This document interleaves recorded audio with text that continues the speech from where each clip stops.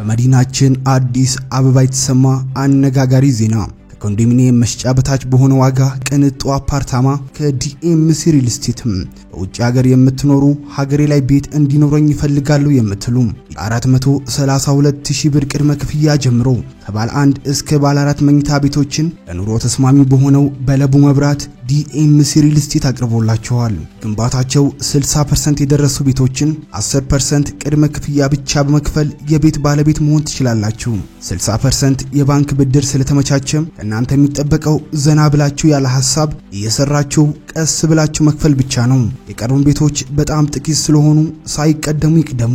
ማየት ማመን ነው። ይደውሉልን። ዲኤምሲ ሪል ስቴት።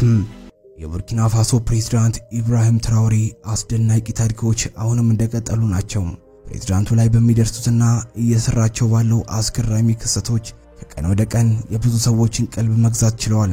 በዚህም ቻናል ላይ ሌላኛውን በፕሬዝዳንት ኢብራሂም ትራኦሬ የራት መግቢያ ጠረጴዛው ላይ የደረሰበትን የግድያ ሙከራና በፕሬዝዳንቱ የማርሻል አርት ብቃት ራሱን ነፍስ ያተረፈበትን መንገድ ልንነግራችሁ መጥተናል። እናንተ የሚጠበቀው ቻናላችን አዲስ ከሆናችሁ ሰብስክራይብ በማድረግና በየቀኑ የምንለቃቸውን አስገራሚ ቪዲዮዎች እንዳያመልጧችሁ የደወሏን ምልክት መጫን ብቻ ነው። በቡርኪና ፋሶ ቤተ መንግስት ውስጥ ምሽቱ ሰላማዊና ደማቅ ነበረ። ፕሬዝዳንት ኢብራሂም ትራኦሬ አድካሚ ከሆነው የስብሰባ ሳምንትና ዓለም አቀፍ የስልክ ጥሪዎች ከተወጠረው ውሎ በኋላ ራሱ እረፍት ለመስጠት የብቻውን ሰዓት ሊያሳልፍ አስቧል። እዚህም የማታውን ራት ፕሮግራም ለብቻው ለመመገብ ወስኗል። ዛሬ ምሽት የቀረበው ራት ከወትሮ የተለየ አልነበረም። እንደ ሁልጊዜው ፕሬዝዳንት ኢብራሂም ትራኦሬ ምርጫ የሆኑትን ባህላዊ ምግቦችን ያካተተ ነበር።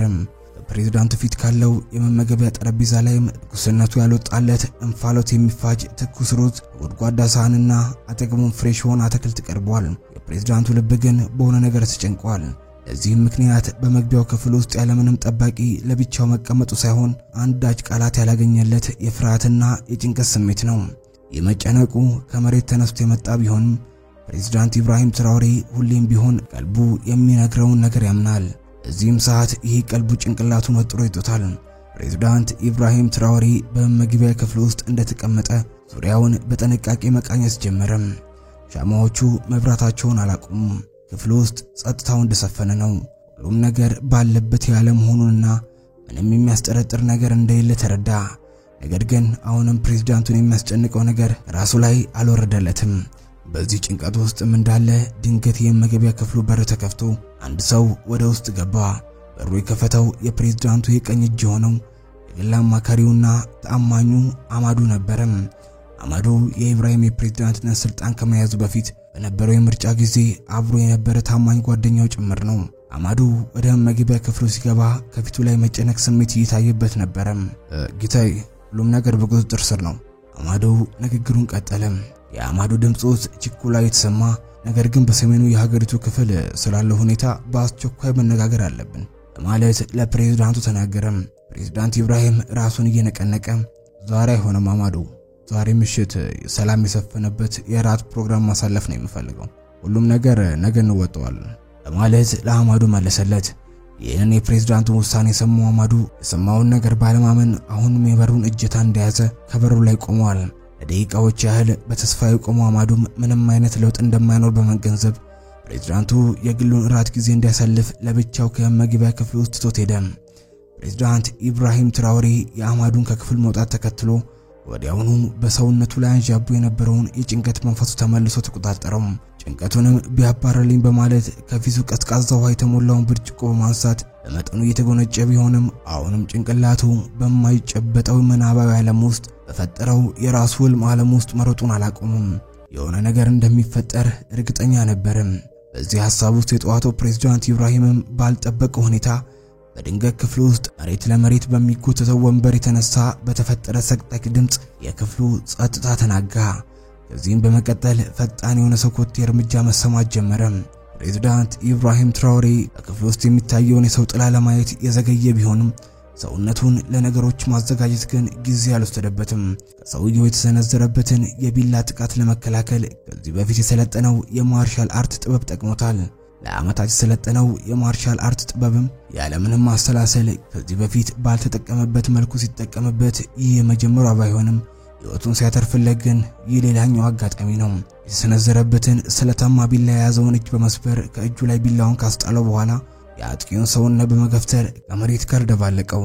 ፕሬዝዳንቱን ሊያጠቃ የመጣው ሰው ምንም እንኳን ፕሬዝዳንቱን ለመግደል የሚሆን መሳሪያ የታጠቀ ቢሆንም ሊደርስበት የሚችለውን የእጅ በእጅ ፍልሚያ በደንብ የተረዳ አይመስልም።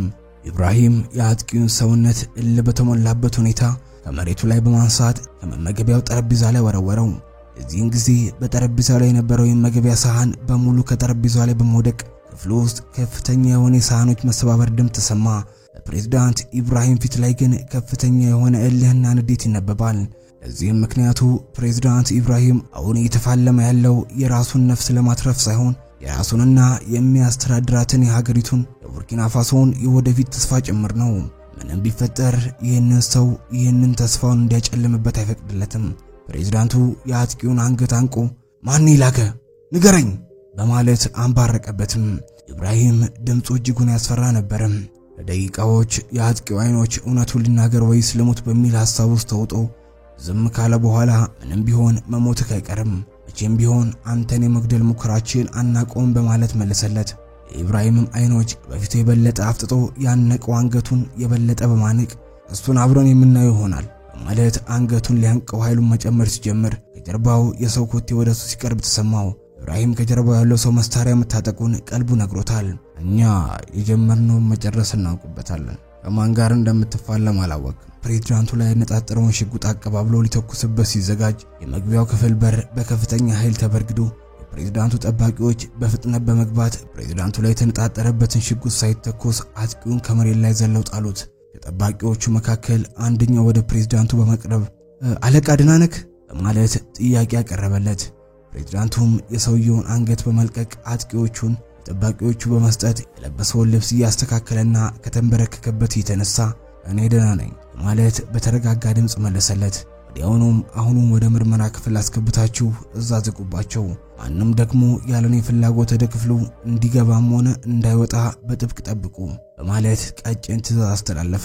ከሰዓታት በኋላም ፕሬዝዳንት ኢብራሂም ትራኦሬ ላይ ጥቃት ያደረሰበት አሸባሪም በአማዶና ግብረአበሮቹ ከፍተኛ የሆነ የምርመራ ብቃት የጥቃት ሊፈጽሙ ከተዘጋጁ ቡድኖች መካከል ተሳታፊ የሆኑትን የሀገሪቱን መንግስት ባለስልጣናት የውጭ ሀገር ግንኙነት መረጃ ማግኘት ችለዋል። በዚህ መረጃ ላይ በመነሳት ፕሬዝዳንት ኢብራሂም ትራኦሬን በሀገሪቱ የመንግስት ባለስልጣናት ላይ ከፍተኛ የሆነ መረጃን በማሰባሰብና ክትትል በማድረግ የሚቀጡበትንና ከስልጣናቸው ላይ የሚወርዱበትን መንገዶች ያመቻቸ ሲሆን የውጭ ሀገራትን በሀገሪቱ ላይ የሚያደርጉት ጣልቃ ገብነት ከፍተኛ የሆነ ማስጠንቀቂያ ሰጥቷል። በስተመጨረሻም የቡርኪና ፋሶ መንግስት በአሁኑ ሰዓት በሀገሪቱ ያለውን አዲስ የሆነ የለውጥ ሁኔታዎች በመሪያቸው የተነሳ እንድትመለከት የማይፈልጉትን ሀገራት ብርቱ በሆነው የፕሬዝዳንት አመራር ስልትና በፈጣሪ መልካም ፍቃድ እስካሁን ድረስ መቆየት ችለዋል። ፕሬዝዳንት ኢብራሂም ትራኦሬና ሌሎች የአፍሪካ የዓለም መሪዎች እንዲሁም በወቅታዊ ጉዳዮች ላይ ለሚፈጠሩ አዳዲስና ትኩስ መረጃ እንዲደርሳችሁ ቻናላችንን ሰብስክራይብ ማድረጋችሁን እንዳትረሱ። ዛሬ በዚያ በቃን። በቸር ቆዩልን።